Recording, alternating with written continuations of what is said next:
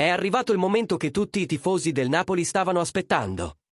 Ora è ufficiale, Kevin De Bruyne vestirà la maglia azzurra. Il maestro belga, uno dei migliori centrocampisti dell'ultimo decennio, è pronto per iniziare una nuova avventura a Napoli. Le conferme continuano ad arrivare. E questa volta provengono da fonti altamente affidabili del mercato calcistico. Metti subito un like al video, iscriviti al canale e attiva il campanellino. Perché quello che stiamo per rivelare è semplicemente storico. Il Napoli sta per annunciare il più grande acquisto dell'era moderna del club. Secondo gli esperti Alfredo Pedulla e Nicolò Schira, l'accordo con De Bruyne è già stato concluso. Restano solo alcuni piccoli dettagli burocratici per ufficializzare la firma.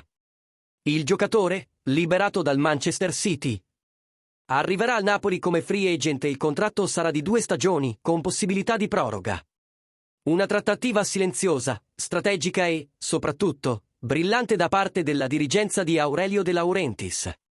Pedulla ha rivelato che il club voleva effettuare le visite mediche già lunedì prossimo. Ma il calendario della nazionale belga richiede degli aggiustamenti alla data. Nonostante ciò, l'atmosfera è di totale tranquillità. L'accordo è definitivo e la firma è prevista per l'inizio di giugno. Questo trasferimento è considerato uno dei più straordinari nella storia recente del Napoli. Non solo per il talento del giocatore, ma anche per le circostanze. Il Napoli ha convinto De Bruyne con un progetto ambizioso, competitivo ed europeo. Senza spendere un centesimo per il trasferimento. Il centrocampista belga, che ha brillato al Manchester City con titoli, assist e leadership, si prepara ora a scrivere un nuovo capitolo sotto il cielo del Vesuvio. Il suo arrivo segnala che il Napoli non è solo tornato in Champions League, ma sta tornando per competere come protagonista.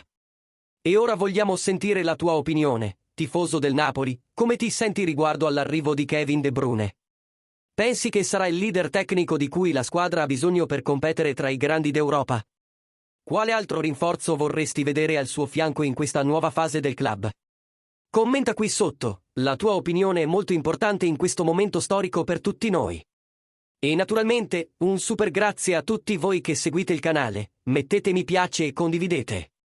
Continuiamo insieme a tifare, informare e sognare in grande con il nostro Napoli. Alla prossima video, e forza azzurri!